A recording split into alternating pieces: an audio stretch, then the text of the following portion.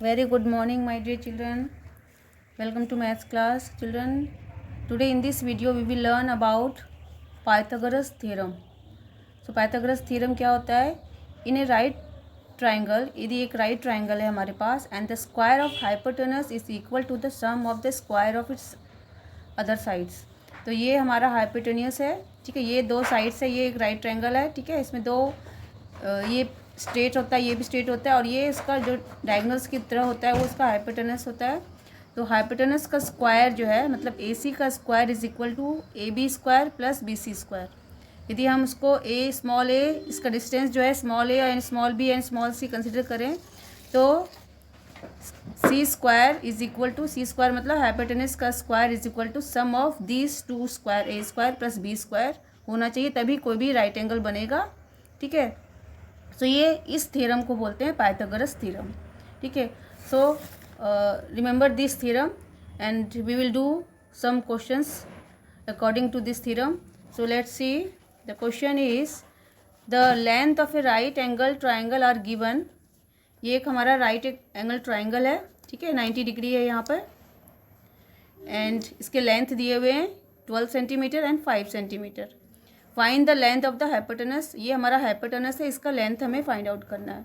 सो हमने क्या पढ़ा कि hypotenuse is equal to A square plus B square.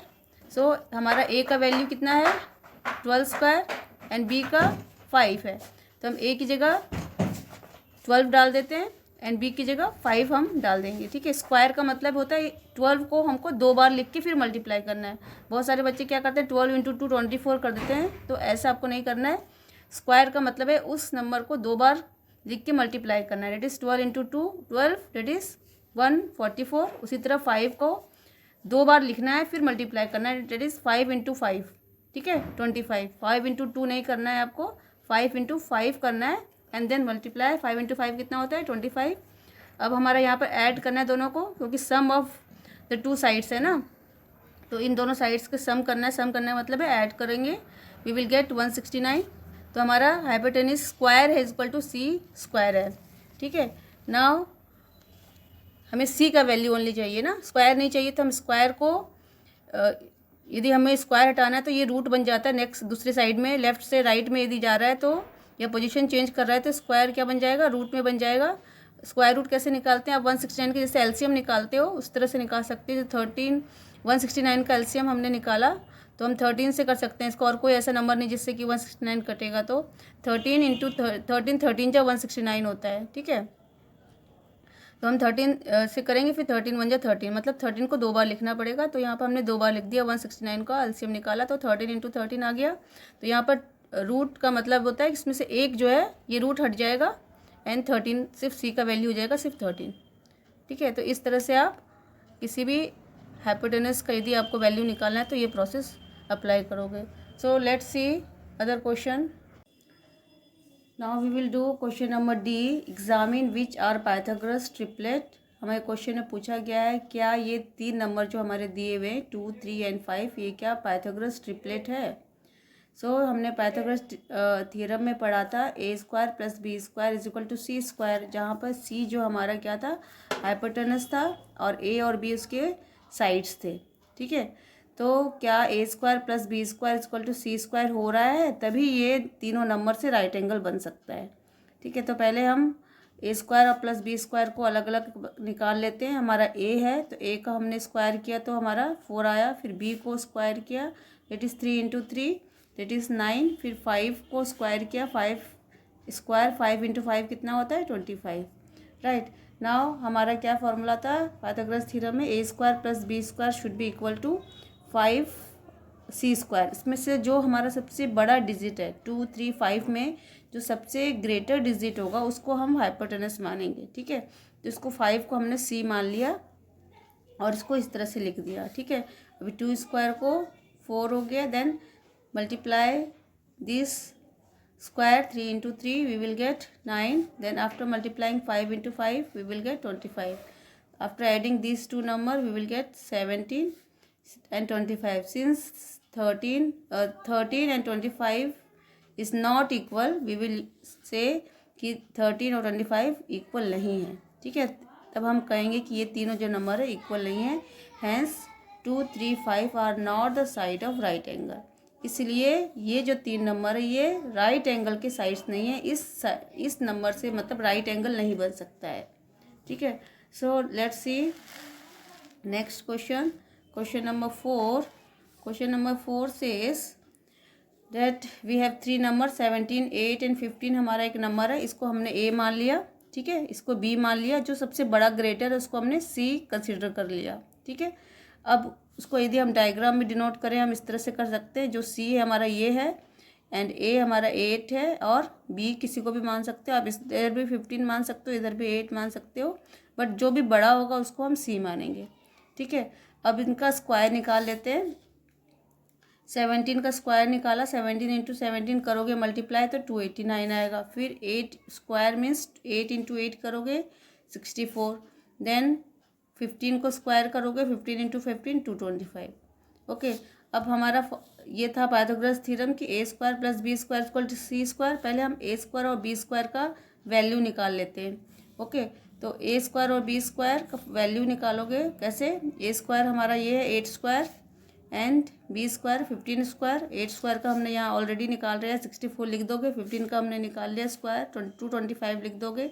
दोनों को ऐड करोगे वी विल गेट 289। अब हमें सी स्क्वायर निकालना है। सी स्क्वायर को इस तरह से निकालोगे, सी हमारा सबसे बड़ा 17 है। 17 को स्क्वायर करोगे 17 इंटू 17 मल्टीप्लाई करोगे 289 मिलेगा। ठीक है, तो ये हमारा आप देख सकते हो कि दोनों इक्वल है। तो हम ये कह सकते हैं so A square plus B square is equal to C square, मतलब 289 इज इक्वल टू 289 दोनों में हमारा आ रहा है। Hence 17, 8 and 15 are the sides of right angle triangle. ठीक है, तो ये तीनों साइड से आप एक राइट एंगल ट्रायंगल बना सकते हो। Clear? So let's see next question. Children, let's see one application of this Pythagoras theorem. The question is, two towers of height 28 meter and 36 meter are built at a distance of 15 meter. दो tower है, एक की height है 36 metre और दूसरी की height है 15 metre. यहाँ पर जैसे मैंने एक टावर बना दिया ए बी, जिसकी हाइट टोटल यहाँ से ए से बी की डिस्टेंस है 36 मीटर का, और ये एक और टावर बनाया डी सी जिसका मतलब हाइट है 28 मीटर। ठीक है, एंड दोनों के बीच की जो डिस्टेंस है बिटवीन 50 मीटर की, मतलब इन दोनों के बीच का डिस्टेंस है। अब क्या करना है, find the distance between the tops of the tower. We have to find the distance between the top, मतलब ये जो टॉप है दोनों के, इनके बीच का जो डिस्टेंस है ये ए डी, हमें ये फाइंड आउट करना है। ठीक है, सो चिल्ड्रन ए डी ये हमारा क्या है, इस तरह से है। ये जो है हमारा हाइपोटेन्यूस है। यदि हम इसको एक लाइन ड्रॉ कर लेते हैं यहाँ से, ठीक है, तो ये हमारा ई डी हो जाता है, ई डी, और यहाँ पर ये डिस्टेंस जो है हमारा ए ई हो जाता है। ठीक है, तो हम पहले फाइंड आउट करेंगे कि यहाँ से यहाँ तक का डिस्टेंस कितना होगा, क्योंकि यदि हम इसको एक स्ट्रेट लाइन बना देते तो ये और ये हमारा पैरेलल है, एक हमारा रेक्टेंगल बन जा रहा है जो कि 15 और 15 हो जाएगा। ये 28, ये 28 हो जाएगा यहाँ तक। ठीक है, मतलब ये जो मैंने दिखाया है आपको ये 28 हो जाएगा। तो ये कितना होगा, ए ई टोटल हमारा 36 है और ये इतना हमारा 28 है, तो हमारा ए ई कितना होगा। So distance between the top is equal to A D. हमने बता दिया कि ए डी जो है दोनों डिस्टेंस टॉप का डिस्टेंस है। ठीक है, जो कि हमारा हाइपोटेनस की तरह है। And A B is equal to A E plus E B. A B क्या है हमारा, ये टोटल डिस्टेंस है, और ए बी को हम इस तरह से लिख सकते हैं ए ई प्लस ई बी। ठीक है ना, उसमें हमें ए ई फाइंड आउट करना है। तो हमारा ए बी हमारा 36 है टोटल, ए ई हमें पता नहीं है, बट ई बी जो है ये दोनों पैरेलल है, इसलिए ई बी कितना है 28। So from this we can find 36 minus 28 we will get 8 meter. Okay, we will get 8 meter. Next A E का हमारा डिस्टेंस निकल गया, 8 मीटर का है। ये हमारा 15 मीटर है, मतलब कि एक ये राइट एंगल ट्रायंगल के रूप में हमें दिख रहा है। ठीक है, और उसमें ये हमारा 8 मीटर है, ये 15 मीटर है। We have to find A D. तो सेम हम पाइथागोरस थ्योरम यूज़ करके हम ए डी का डिस्टेंस फाइंड आउट कर सकते हैं। In right angle triangle A E D A E square plus E D square, A E square plus E D square equal to A D square होगा Pythagoras theorem से। A ई हमको पता है 8 square, E D हमें पता है E D 15 square, इन दोनों को स्क्वायर करेंगे, 8 8 जा 64 एंड 15 इंटू 15 मल्टीप्लाई करेंगे 225। ठीक है, तो ये हमारा क्या है, AD है। ओके, तो ये AD स्क्वायर ये हो गया हमारा। हमें निकालना है क्या, हमें निकालना है सिर्फ AD, स्क्वायर नहीं निकालना है। तो AD का जब स्क्वायर इधर जाएगा तो ये रूट बन जाएगा 289 का। ठीक है, तब ये स्क्वायर हट जाएगा, ये स्क्वायर इधर जाने पे ये रूट के फॉर्म में आ जाएगा। रूट का फॉर्म में कैसे करते हैं हम, जैसे 289 का यदि हम एलसीएम निकालेंगे तो हम देखेंगे 17 इंटू 17 289 होता है। ठीक है, तो हम इस तरह से कर लेंगे 17 into 17 is equal to AD। अब ये रूट है, ये रूट का मतलब यदि हमारे पास ग्रुप में 2 है तो हम उसको 1 लिख सकते हैं।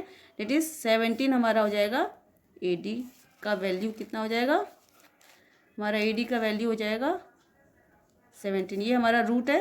ठीक है, तो रूट को हमने 17 एलसीएम निकाला तो 17 टू 17 लिख दिया। तो इस रूट का मतलब है कि इन दोनों में से हम एक वैल्यू लिख सकते हैं, तो ये रूट हट जाता है, तो is equal to AD। Okay, hope this much is clear. Thank you.